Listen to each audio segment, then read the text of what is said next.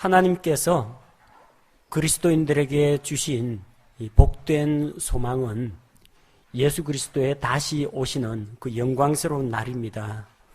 신약 교회가 완성되면 교회는 이 땅에 환란이 찾아오기 전에 공중으로 들려 올라가게 됩니다. 그리고 교회가 휴거가 된 다음에, 교회가 공중으로 채워 올라간 다음에, 그 다음에 이 땅에는 누가 남습니까? 믿지 않는 유대인과 믿지 않는 이방인들이 남아 있습니다. 자, 땅에 있는 이 사람들을 하나님께서 다루시는 기간이 있는데 그 기간이 7년 환란기입니다. 자, 환란을 이야기할 때 먼저 우리가 환란이 무엇인지 잘 구별을 해야 됩니다. 성경에는 두 가지 종류의 환란이 있습니다. 일반적인 환란도 있고 마지막 날들의 환란도 있습니다. 일반적인 환란은 이 세상이 하나님의 백성들, 그리스도인들을 핍박하는 것을 가리켜서 일반적인 환란이라고 합니다. 마지막 날들의 환란은 하나님께서 이 땅에 남아있는 죄인들을 심판하시는 것을 마지막 날들의 환란이라고 합니다. 어떻게 구별하시면 되느냐 하면요, 시기를 가지고 구분하시면 됩니다. 주님 공중 강림 이전에 이 땅에서 일어나는 그런 환란은 그냥 일반적인 환란입니다. 주님 공중 강림하시고 믿는 성도들이 공중으로 채워 올라간 다음에 7년간 벌어지는 일어나는 환란은 마지막 날들의 환란입니다. 또 환란을 도대체 누가 주는가, 거기에 따라 나누시면 됩니다. 그 환란을 세상이 주는 것이다, 그러면 일반적인 환란입니다. 그런데 그 환란을 하나님께서 징계의 목적으로 형벌로 주신다, 하나님께서 주신다 하면은 마지막 날들의 환란으로 보시면 됩니다. 환란을 누가 받느냐? 일반적인 환란은 세상으로부터 그리스도인들이 받습니다. 하나님의 백성들이 받습니다. 마지막 날들의 환란은 이 땅에 남아있는 하나님을 믿지 않는 죄인들이 받게 됩니다. 그러니까 우리는 잘 구별을 해야 됩니다. 우리 성도들은 이 세상에서 믿음을 따라 살아가다 보면 세상으로부터 환란을 당합니다. 요한복음 16장 33절에서 우리 주님께서 세상에서는 너희가 환란을 당하나 담대하라, 내가 세상을 이겼다고 말씀하셨습니다. 우리는 세상에서 환란을 겪게 됩니다. 사도 바울이 복음을 전하다가 핍박을 받아서 돌에 맞아 거의 죽을 지경이 되었습니다. 그가 정신을 차린 다음에 우리가 하나님의 왕국에 들어가려면 많은 환란을 거쳐야 할 것이다 이야기했습니다. 자, 여기에서 환란은 세상으로부터 그리스도인들이 핍박받는 걸 말합니다. 그러나 마지막 날들에 하나님께서 땅에 있는 죄인들을 심판하시는 그 환란은 우리가 받지 않는다는 겁니다. 왜 그러냐면 예수님께서 이미 우리 죄를 대신해서 우리 죄의 대가를 지불하셨고 우리를 하나님의 진노로부터 건져내셨기 때문입니다. 데살로니가전서 1장 10절 말씀을 보면 그분께서 죽은 자들로부터 살리신 그분의 아들께서 하늘로부터 오실 것을 기다리는지 보여주나니 이분은 곧 다가올 진노로부터 우리를 건져내신 예수님이시니라. 주목해야 될 부분이 다가올 진노. 아직까지 이 세상에서 일어나는 환란이 아닙니다. 다가올 진노, 마지막 날들에 임하게 될 미래의 진노입니다. 그런데 우리를 건져내신, 요거는 과거로 되어 있습니다. 마지막 날들에 다가올 그 진노로부터 예수님께서 우리를 건져내셨습니다. 건져내실 것이다가 아닙니다. 건져내셨다고 했습니다. 이미 건져내셨어요. 그럼 마지막 날의 환란은 그리스도인들이 받습니까? 안 받습니까? 우리하고는 관계없습니다. 우리는 그거 안 받습니다.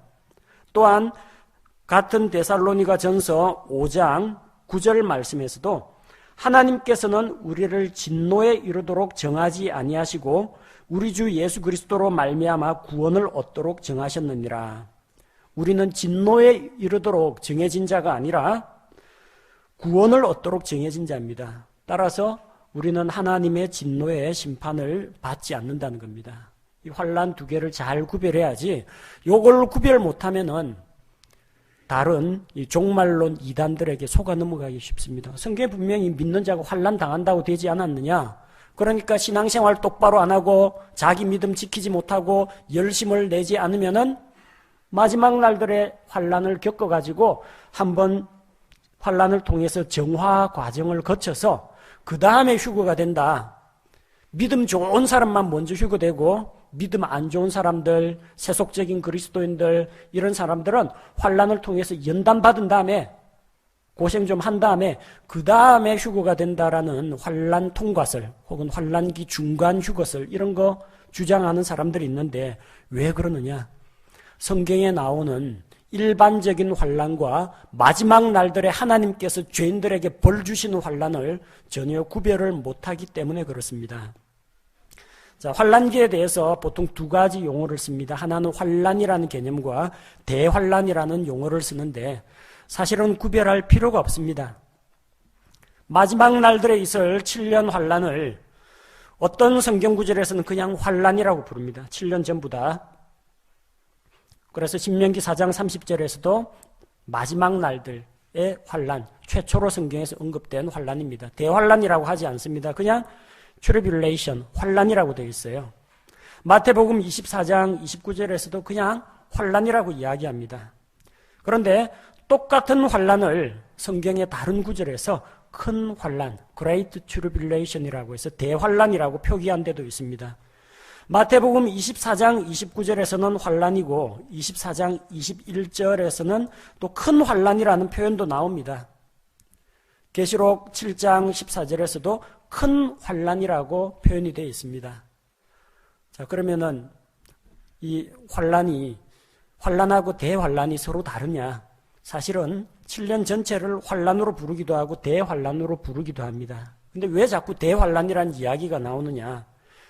7년 환난기의 후반부에는 유대인들 이야기입니다. 신약교회가 아니라 이스라엘 백성들이 적그리스도로부터 큰 고난을 겪습니다. 세상이 시작된 이래로 일찍이 없었던 큰 환난이 그들에게 임하게 되는데 이 유대인들이 겪을 그 환난을 가리켜서 야곱의 고난의 때라고 부릅니다. 혹은 대환난이라고 부릅니다. 왜 대환난이냐? 7년 내내 하나님의 심판이 이 땅에 임하게 됩니다. 그래서 봉인의 심판, 나팔 심판, 금병 심판 이렇게 각기 다른 용어로 표현되어 있지만 7년 환난기 중에 이런 심판들이 임합니다. 이건 7년 내내 있습니다. 그런데 이스라엘 백성들은 거기 한 가지 더 플러스가 됩니다. 7년 환난기 중반부부터는 적그리스도가 하나님 행세를 하면서 자기에게 경배하지 않는 그 유대인들에 대해서 엄청난 핍박을 가합니다.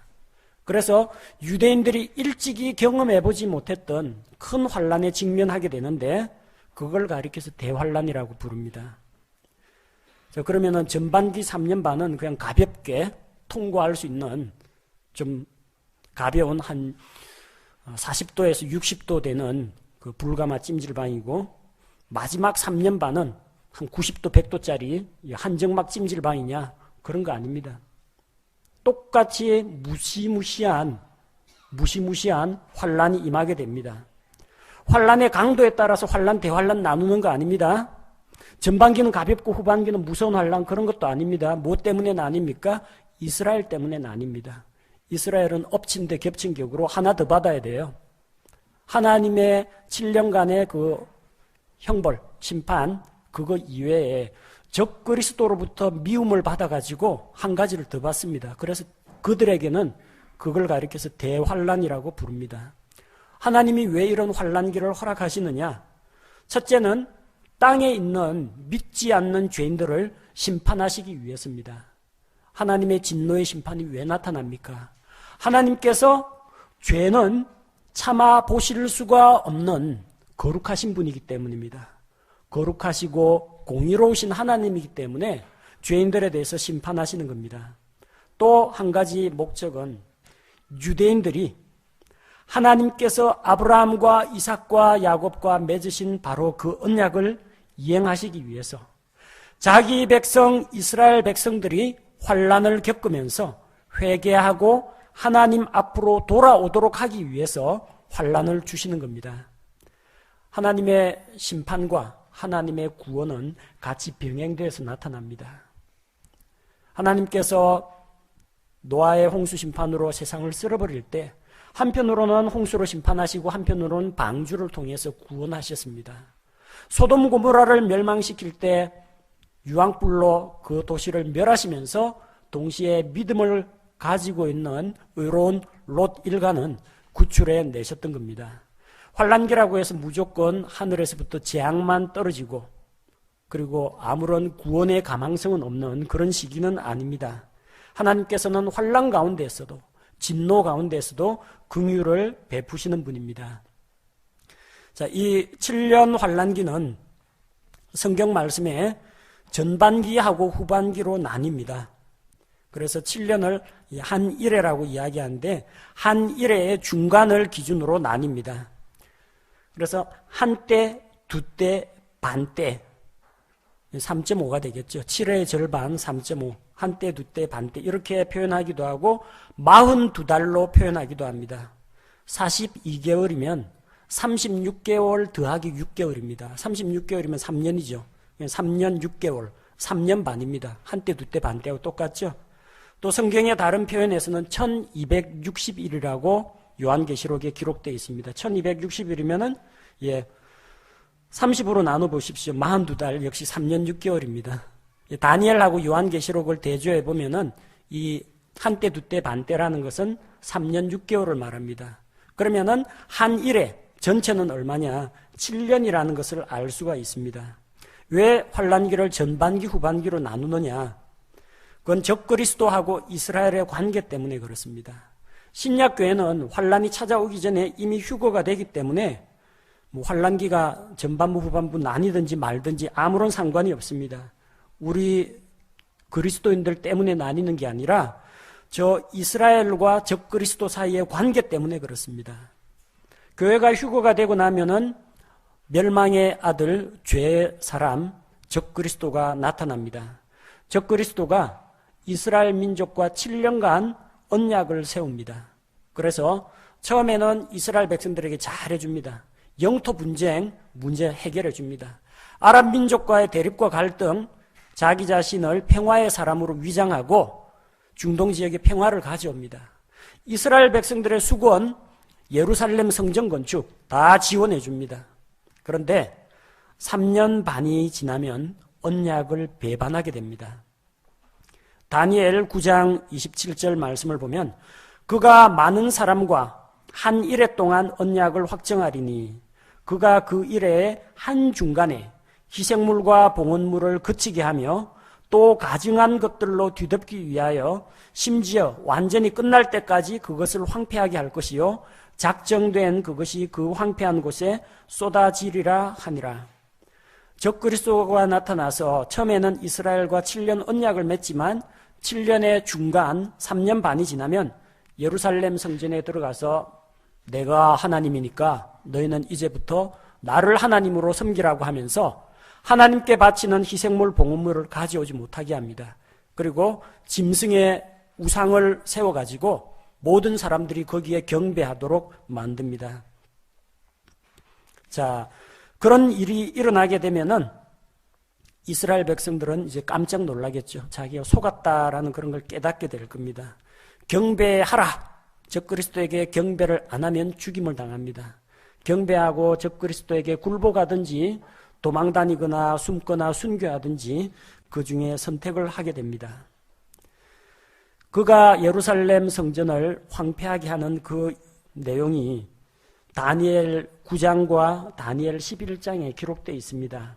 다니엘 11장 31절에 황폐하게 하는 가증한 것이 예루살렘 성전에 세워질 것을 이야기했고 마태복음 24장 15절에서도 예수님께서 다니엘이 말한 바 황폐하게 하는 가증한 것이 선 것을 보거든 지체 없이 다 산으로 광야로 도망을 가라고 했습니다.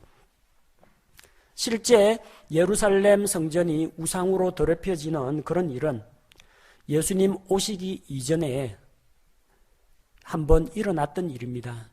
예언의 이중적 성취라고 하는데 역사적으로 한번 성취가 되었고 마지막 때에 다시 한번 성취가 됩니다. 언제 일어났느냐 하면 그리스가 이 강대국이 되어가지고 알렉산더 대왕이 거의 전 세계를 휩쓸고 다니던 그런 때가 있습니다. 알렉산더 대왕이 죽고 난 다음에 알렉산더 대왕이 죽은 다음에 그의 왕국이 네 조각으로 갈라집니다. 그의 부하 장군에 의해 가지고 분할 통치가 됩니다. 그쪽에서 저 북쪽 시리아 지방을 다스리던 그 셀루시스 장군, 그 사람의 가문 셀루키드 왕조에서 안티오쿠스 에피파네스라는 사람이 나타납니다. 안티오쿠스 4세라고 불리는데 그 사람이 북쪽 시리아하고 남쪽에는 누가 있냐면은 톨레미 왕조, 이집트를 중심으로 톨레미 왕조가 세워졌어요. 둘이서 북은 시리아 쪽, 남쪽은 이집트 쪽 서로 간에 이제 싸움을 하게 됩니다. 중간에 전쟁터, 배틀필드가 어디가 되느냐? 이스라엘 땅이 전쟁터가 됩니다. 북쪽에서 내려오고 남쪽에서 올라오면서 그냥 짓밟히는 건 이스라엘입니다. 그러다가 이 안티오쿠스 에피파네스가 중간 이집트로 진격하는 중간 거점으로 이 팔레스틴 땅을 점령합니다. 예루살렘을 점령하고 예루살렘에 들어가서 거기에서 성전을 더럽힙니다. 거기에 제우스 신상을 세우고 하나님 앞에서 이제 가증한 짐승 돼지를 잡아가 돼지 피를 성전에다 뿌립니다. 그리고 우상에게 경배를 강요합니다. 그게 바로 황폐하게 하는 가증한 것입니다. 역사 가운데 한번 이루어졌습니다. 예수님 오시기 전에. 그런데 예수님께서 마태복음 24장에서 다시 한번 마지막 날들에 황폐하게 하는 가증한 것이 예루살렘 성전에 세워질 것에 대해서 알려주셨습니다. 마지막 날에 적그리스도가 똑같은 짓을 할 거라는 겁니다. 그래서 3년 반이 지나고 환란기의 후반기가 되면은 적그리스도가 본색을 드러냅니다. 그래서 자기에게 경배하지 않는 이스라엘 백성들을 무참하게 고문하고 잡아가두고 학살하게 됩니다.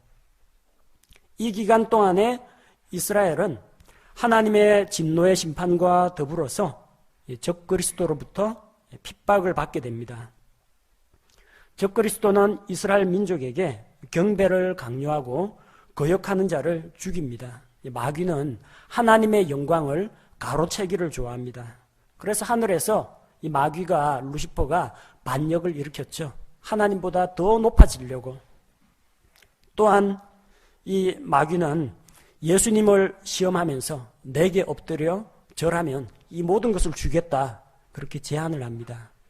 경배받기를 좋아합니다. 그리고 우상 숭배를 통해서 우상이라는 그 배후에는 다 마귀의 세력들이 있습니다. 우상 숭배를 통해서 사람들이 하나님이 아니라 마귀를 숭배하도록 강요합니다. 하나님의 백성 이스라엘은 더더군다나 큰 가치가 있습니다. 그들은 하나님의 소유요 하나님의 백성입니다. 그런데 그 하나님의 백성이 하나님에게 등 돌리고 자기에게 경배한다? 마귀가 생각할 땐 이게 하나님을 향해서는 제일 통쾌한 복수입니다. 제일 잔인한 복수고. 그래서 이스라엘 민족에게 경배를 강요하면서 그들의 마음을 빼앗으려고 합니다. 협박하기도 하고 유혹하기도 하면서 이스라엘 백성들로부터 경배를 받으려고 합니다. 이 기간 동안에 만약에 적그리스도에게 경배하면은 그는 구원을 받지 못합니다. 영원토록 구원받지 못하고 불과 유황으로 타는 호수 속에 떨어지게 됩니다. 그래서 경배 안 하려면 어떻게 해야 되느냐? 믿음을 지키고 당당히 순교해야 됩니다. 몸은 죽겠지만 천년왕국이 시작되기 전에 주님께서 다시 부활시켜 주십니다. 혹은 요리 피하고 숨고 도망다니면서 목숨을 부지해야 됩니다.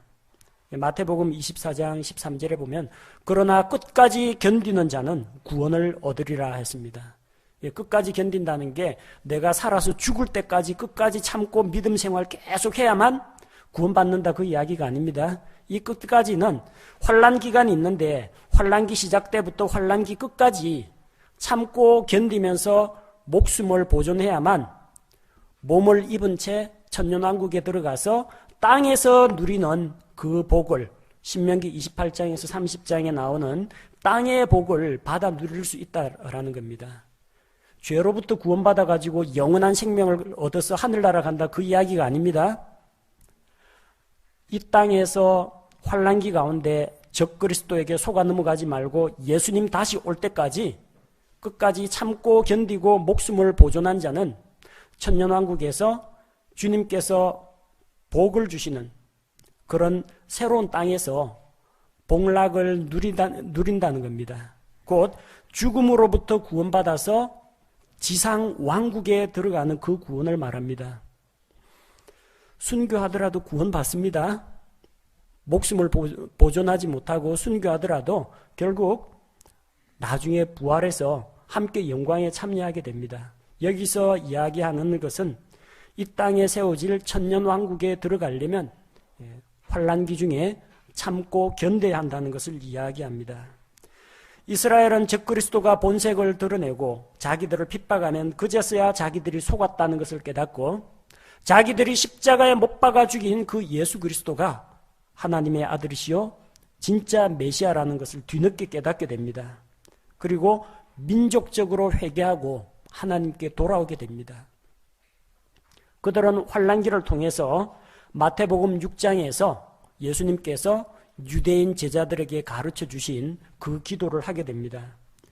아버지의 왕국이 이 땅에 임하옵시며 주님 다시 오셔가 이 땅에 적그리스도의 왕국을 무너뜨리고 주님의 천년왕국, 지상왕국을 건설하시기를 기도하게 됩니다.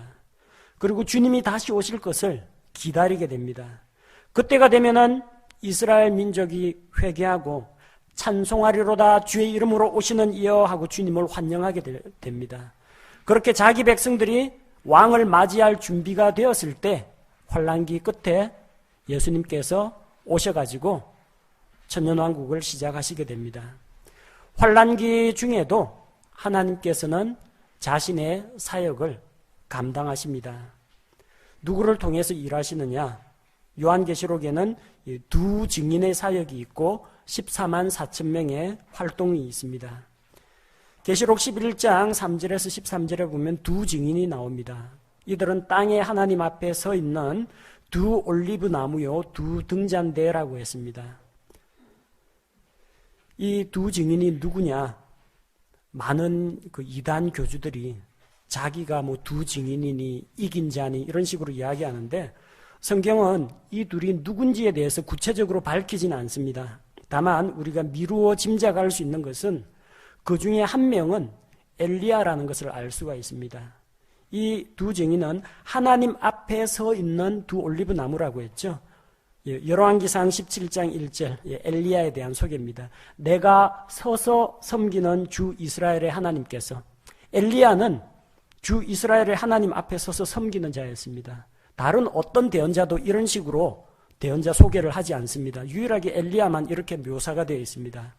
또한 이 두 증인은 하늘에서 불이 내려와서 자기를 대적하는 원수들을 삼키게 만들었습니다.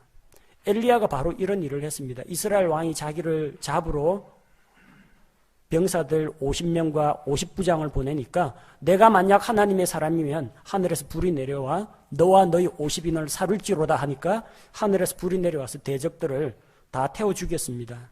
바로 그런 표적을 행하는 대언자라는 겁니다. 또한 땅에 비가 내리지 않게 기도하니까 하늘이 닫혀가 비가 내리지 않았습니다. 3년 반 동안 비가 내리지 않도록 한 그 엘리야의 사역임을 엿볼 수가 있습니다. 나머지 한 명이 누구냐에 대해서는 의견들이 좀 갈립니다. 어떤 이는 모세라고 하고 어떤 사람은 에녹이라고 이야기합니다. 왜냐하면 계시록 11장에 나오는 그 두 증인의 사역 가운데 6절에 보면 물이 피로 변하게 하는 기적을 베풉니다. 이건 누가 했습니까? 출애굽기에 보면은 모세가 행했던 기적입니다. 근데 또 다른 견해로는 아마 에녹이지 않겠느냐 하는 견해도 있습니다. 왜냐하면 유다서 1장 14절에서 15절에 보면은 이 에녹이라는 사람은 우리가 잘 알고 있죠. 하나님과 함께 동행하다가 하나님께서 산채로 하늘로 데려가신 사람입니다. 그가 땅에 있으면서 하나님과 함께 동행하면서 어떤 일을 했습니까? 보라 주께서 수만의 성도와 함께 땅에 임하신다. 그리고 오셔서 모든 경건치 않은 자들의 경건치 않게 행한 모든 경건치 않은 일들에 대하여 주께서 심판하신다고 땅에 있는 죄인들에게 심판을 선포했습니다. 하나님의 말씀을 선포했습니다. 바로 두 증인의 사역이 이 땅에 있는 적그리스도와 적그리스도의 추종자들에게 하나님의 심판을 선포하는 그 사역이기 때문에 그렇습니다. 더군다나 히브리서 9장 27절에 보면 한 번 죽는 것은 사람들에게 정하여진 것이요, 그것 다음에는 심판이 있다고 했죠. 근데 안 죽은 사람이 둘 있어요. 누구예요? 죽음을 보지 않고 하늘로 올려간 자, 에녹과 엘리야입니다. 그래서 아마 에녹과 엘리야가 이때에 두 증인으로 사역을 하다가 적그리스도에게 죽임을 당하게 되지 않을까. 그래서 모세와 엘리야일 가능성도 있는데 에녹과 엘리야일 가능성도 있다, 그렇게 봅니다. 두 증인이 누구인지에 대해서는 성경이 구체적으로 이름을 밝히지는 않습니다. 다만 그들의 이름이 중요한 게 아니라 그들의 사역이 중요한 겁니다. 그들은 적그리스도의 종말에 대해서, 사람들의 죄에 대해서 심판하고 하나님의 심판이 임할 것을 선포하는 그런 사역을 합니다. 그래서 짐승이라고 묘사된 적그리스도가 이 두 증인을 죽이는데, 두 증인은 사흘 반 뒤에 부활해서 하늘로 올라갑니다. 성경의 두 증인은 글자 그대로 두 사람입니다. 이 두 증인을 가지고 환난 통과 성도들이라고 생각하면 안 됩니다. 두 증인을 상징으로 묘사해가지고 환난기의 성도들이, 이 그리스도인들이 휴거 안 되고 환난기를 통과하면서 계속 복음을 선포하고 적그리스도에게 순교당했다가 그들이 일제히 부활해가지고 공중으로 들려 올라간다. 환난기 중간 휴거설, 이거 내세우면 안 된다는 겁니다. 두 증인은 글자 그대로 하나님 앞에 서 있는 그 두 증인, 두 사람을 이야기하지 환난기 성도들을 말하는 게 아닙니다. 또 어떤 부류의 사람들이 있느냐? 14만 4천 명이 있습니다. 요한계시록 7장에 나오는 14만 4천 명. 14만 4천 명은 정확한 숫자이지 상징적인 숫자가 아닙니다. 어떤 사람들은 이스라엘 구약시대 12지파, 신약시대 예수님의 12제자 곱하기 1000, 14만 4천, 곱하기 1000을 왜 하는지는 아무도 설명 못합니다. 이런 숫자 놀이를 하면 안 된다는 이야기입니다. 14만 4천 명은 모두 이스라엘 사람들입니다. 이스라엘의 각 지파에서 가려 뽑았습니다. 교회가 아닙니다. 이스라엘은 뭘 말합니까? 아브라함과 이삭과 야곱에게서 난 자를 이야기합니다. 진짜 조상 야곱을 조상으로 둔 그 이스라엘 사람을 이야기합니다. 이스라엘의 12지파 이름이 구체적으로 묘사되어 있습니다. 르우벤, 유다, 베냐민 이런 이름들이 거론되는데 여기에 뭐 영적인 르우벤, 영적인 유다, 영적인 베냐민 그런 건 없습니다. 다 실제 이스라엘 사람들이고 각 지파당 12,000명씩 해서 14만 4천 명이 됩니다. 그들은 처음에는 예수님 공중 강림하실 때에는 예수님을 믿지 않았기 때문에 공중으로 들려 올라가지 못합니다. 그들은 휴거가 안 됩니다. 휴거가 일어난 이후에 뒤늦게 주님을 받아들인 이스라엘 사람들입니다. 믿는 성도들은 휴거가 됩니다. 믿는 유대인이건 믿는 이방인이건 믿는 자들은 다 예수 그리스도의 몸 안으로 들어옵니다. 그래서 머리이신 예수 그리스도께서 오실 때 자기의 몸인 교회를 데려가십니다. 신랑이신 예수 그리스도께서 오실 때 자기의 신부인 신약교회를 데려가십니다. 그런데 여러분 가지고 있는 이 성경책은 휴거 안 됩니다. 이거 하늘로 올라가는 거 아니에요. 요거는 땅에 남습니다. 그럼 요거 누가 보겠어요?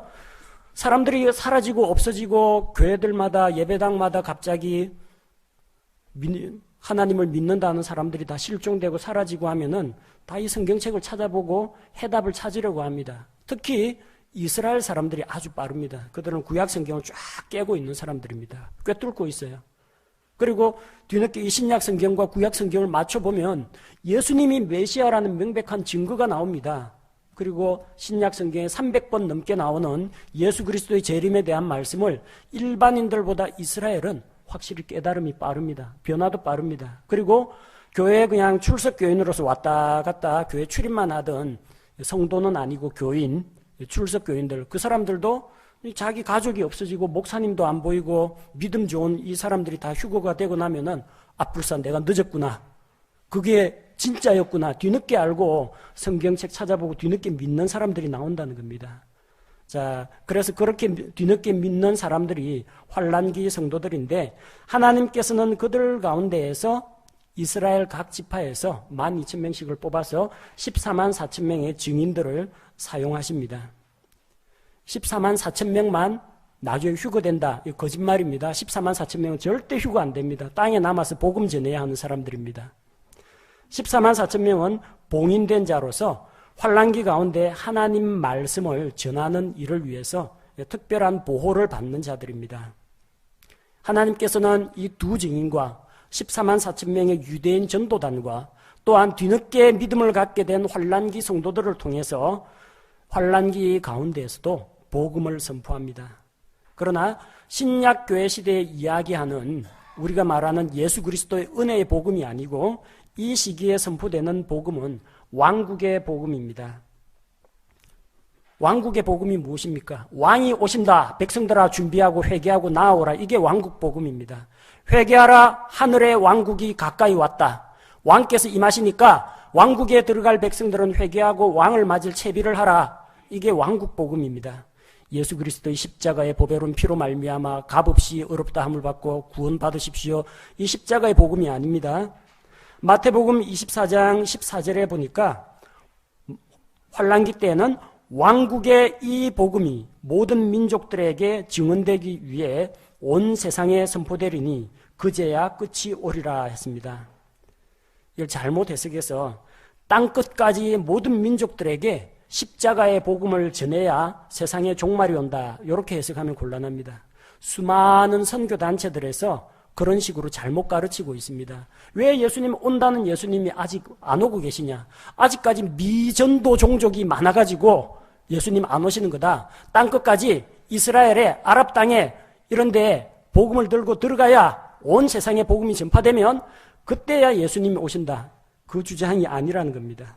예수님은 마태복음 24장에서 이미 오셔가지고 자기 성도들을 데리고 가셨고 마태복음 24장은 휴거가 일어난 뒤에 이 땅에 남아있는 유대인들에 대한 이야기입니다. 이 시기는 십자가의 복음이 아니고 왕이신 예수님께서 왕국을 세우러 이 땅에 다시 오신다라는 왕국 복음이 선포됩니다. 그래서 이 왕국의 복음을 믿는 사람은 예수 그리스도가 왕으로 오신다는 걸 믿기 때문에 적 그리스도를 거부해야 됩니다. 적 그리스도에게 경배하기를 거부하고 예수님을 참고 기다려야 됩니다. 그런 자들이 구원을 받습니다. 또 이 시기에 선포되는 복음이 있는데 영존하는 복음이 선포됩니다. 요한계시록 14장 6절에서 12절 말씀에 보면 이 복음은 사람이 선포하는 복음이 아닙니다. 새 천사가 선포하는 메시지입니다. 수신 대상은 누구냐? 6절에 보니까 땅에 거하는 자들 곧 모든 민족과 족속과 언어와 백성에게 선포할 영존하는 복음을 가졌다고 했습니다. 환란기 때 땅에 남아있는 모든 사람들에게 선포되는 복음입니다. 누가 전하느냐? 천사가 전합니다. 복음의 내용은 무엇이냐? 하나님을 두려워하고 그분께 영광을 돌리라. 그분의 심판의 시간이 이르렀으니 하늘과 땅과 바다와 물들의 근원들을 만드신 분께 경배하라. 이게 첫 번째 천사가 외칩니다. 둘째 천사가 큰 도시 바빌론이 하나님의 진노로 무너졌다. 그렇게 선포합니다. 셋째 천사가 짐승과 그의 형상에게 경배하고 그의 표를 받으면 영원히 불과 유황으로 고통을 받게 된다고 선포합니다. 땅에 있는 사람들에게 다 알려줍니다. 오늘날 666 베리칩 짐승의 표 받으면 안 됩니다. 이거 가르치고 다니는 사람들 많은데요. 아직까지 실제 짐승의 표는 나타나지 않았습니다. 왜? 아직 적그리스도도 안 나타났습니다. 불법의 신비가 지금도 일하고 있지만 활동하는 것을 신약교회가 막고 있기 때문입니다. 신약교회가 휴거가 되고 나면은 적그리스도가 등장하고 짐승의 표 나눠줄 겁니다. 아무한테나 다 나눠주는 거 아닙니다. 그렇게 되면은 아무나 다 받을 수 있으면 통제가 안 되죠. 누구한테 주느냐? 자기한테 경배하는 자에게만 나눠줍니다. 그걸 무기로 경배를 강요하는 겁니다. 자, 짐승의 표가 없으면 매매 못합니다. 먹을 거 식량 배급 안 나옵니다. 그렇기 때문에 굶어 죽을래? 적그리스도에게 경배할래? 둘 중에 하나입니다. 협박입니다. 그래가지고 정말 자기 육신의 생명을 살리기 위해서 적그리스도에게 경배하고 경배한 대가로 짐승의 표를 받으면 그 사람은 영원토록 불과 유황 호수에 들어가기 때문에 구원을 못 받는다는 이야기입니다. 요거 목사나 전도자가 선포하는 게 아니고 누가 선포해요? 천사가 선포하는 겁니다. 영존한 복음은 강단에서 목회자가 선포하는 게 아닙니다. 환난기 때 천사가 땅에 있는 모든 사람들이 다 들을 수 있도록 선포합니다. 그래서 환난기에도 복음이 선포됩니다.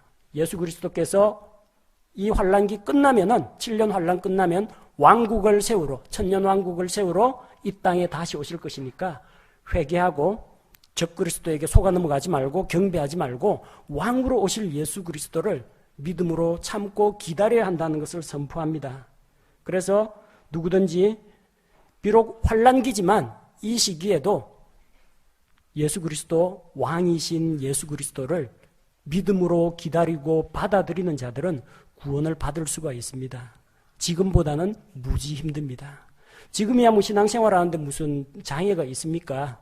종교의 자유가 있는 대한민국에서 그때가 되면 적그리스도가 아마 성경책 압수하고 인터넷 게시물 다 삭제하고 그 다음에 사상을 통제하고 믿는 자들은 고문하고 잡아 죽이고 할 겁니다. 그때는 신앙생활 하려면 여러분 생명을 내걸어야 됩니다. 지금 이때가 은혜의 시기입니다. 믿음으로 값없이 어렵다함을 얻을 수 있는 은혜의 복음이 선포되는 시기입니다. 그때는 신앙생활 지키려면 순교를 각오해야 되고 순교 안 하려면 산으로 광야로 바위 틈으로 도망다니고 숨고 못 먹고 헐벗으면서 고생하면서 끝까지 참고 견뎌야 합니다. 우리는 지금 은혜의 시대에 살고 있습니다. 그래서 하나님께 감사를 드립니다. 우리는 주님께서 공중 강림하실 그때까지 이 세상에 남아서 하나님의 말씀을 배우고 성장하며 또 다른 사람들에게 이 진리의 말씀을 전할 그런 사명을 위탁받았습니다. 그래서 바로 그런 사명을 성실하게 감당하는 그리스도인으로서 이 하나님의 전체 인류 역사를 다루시는 그 경륜 가운데에서 우리가 그 한 부분을 차지하고 기여하는 그런 신약 성도로 살아가기를 원합니다. 제가 기도하겠습니다.